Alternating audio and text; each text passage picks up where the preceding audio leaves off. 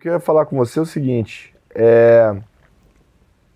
eu lembro lá atrás, um dos privilégios que eu tenho é poder entrar em comitê com você, né? E aí eu lembro lá atrás você falando sobre mudança no Banco Central, que era para ficar de olho nesse troço, porque isso, né, ia de alguma forma começar a mudar um pouco a condução das coisas, né? Já até falando de posição de investimento lá atrás e tal. E aí no último Copom, eu vi o Copom assim, eu falei, nossa, o bichão tava certo.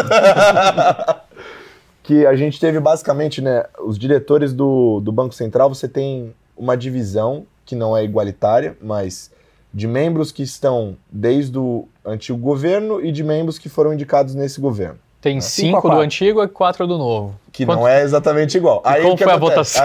Aí os 5 do antigo votaram no corte de 25. Tá. E os 4 do novo mandaram cortar 50 nessa última reunião. Então ficou dividido dessa forma. E aí a galera depois saiu para dar os seus depoimentos por aí, falar as coisas, sem fazer media training. É aquele problema que a gente tá falando do Banco Central falar demais atualmente. Exato, os seus interlocutores, né? E aí eu tava conversando com uma turma do mercado e a turma tava assim, a turma tava bem irritada. Eu tava dizendo assim, pô, os caras falaram para cortar 50 nessa, mas que eles não queriam mexer no fim do ciclo. Mas se tava falando que ia só cortar mais 50 e você corta 50 agora, em tese você pararia o ciclo agora. Não, mas eles não querem parar o ciclo, então eles queriam cortar agora para já cortar e abrir uma nova discussão para a próxima para cortar mais.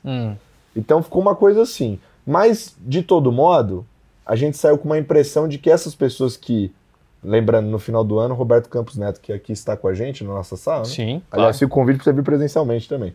Mas só por Zoom não adianta. Só por Zoom não dá.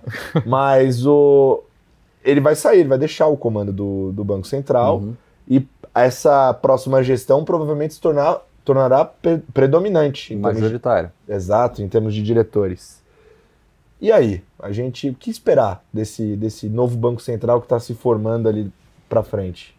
Olha, essa é a pergunta de R$1 trilhão, né?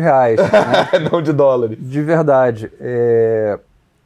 Olha, o Banco Central ele tem uma vantagem, ele tem um papel institucional tão importante, né, que eu acho que quem quer que sente na cadeira ali sente o peso da institucionalidade. A gente está fazendo 30 anos do real, né?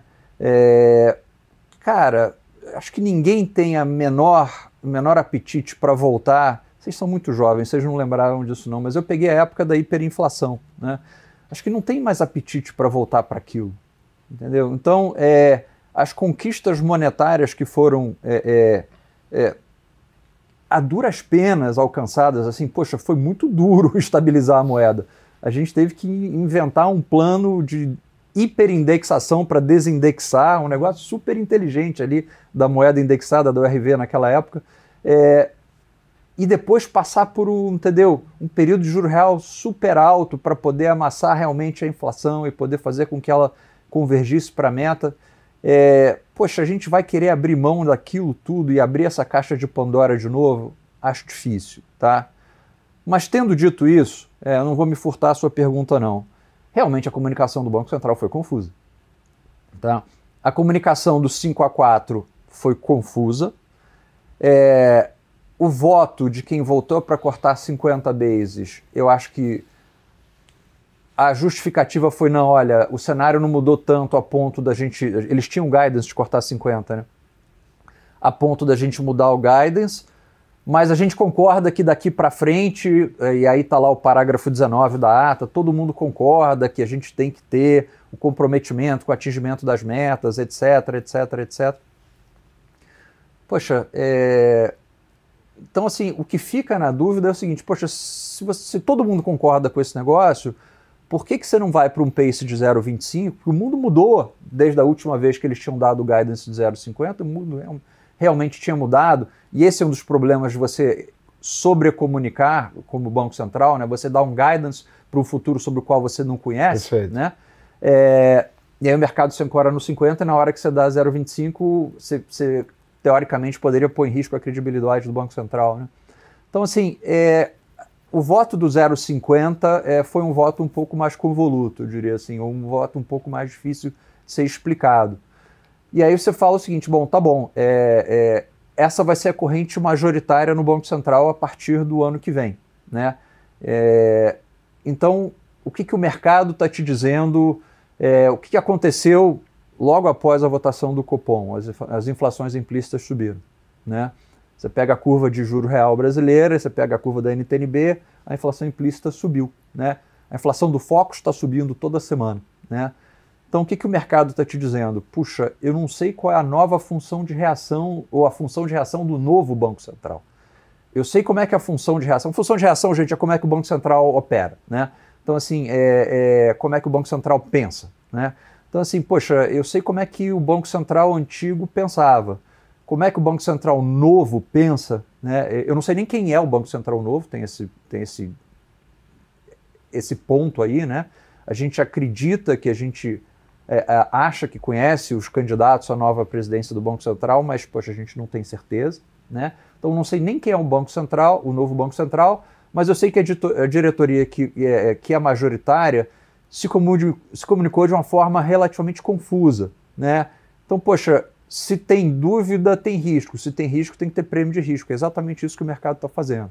Então, acho que o que melhor o Banco Central poderia fazer a essa altura do campeonato é vir a público e dizer, olha, cara, é assim que a gente está pensando, esse aqui é o norte, etc. Porque aí sim, aí eu acho que ele criou uma confusão que está tendo custos econômicos relativamente altos para o Brasil. É só se olhar o que está acontecendo com a curva de juros brasileira. Será que essa indefinição não é justamente por ter lados pensando de forma bem distintas e talvez não ter como ter uma comunicação unificada? Talvez seja melhor dar esse somebody love do que falar, olha, a gente pensa completamente distinto, tem um lado que quer cortar, tem um outro lado que tá com medo de cortar. A gente não se gosta muito aqui, porque não se concorda. No fim das contas foi um pouco essa percepção que o mercado teve, né? Porque são coisas diferentes. Parece que tem dois bancos centrais de um, né? Mas aí tem uma coisa super interessante, que é a diferença entre risco e incerteza, tá? Que parece semântica, mas não é, tá? Risco é tudo aquilo que eu consigo medir e colocar dentro de uma distribuição de probabilidade. Tem X% de chance dele cortar tanto, Y% de chance dele manter, etc.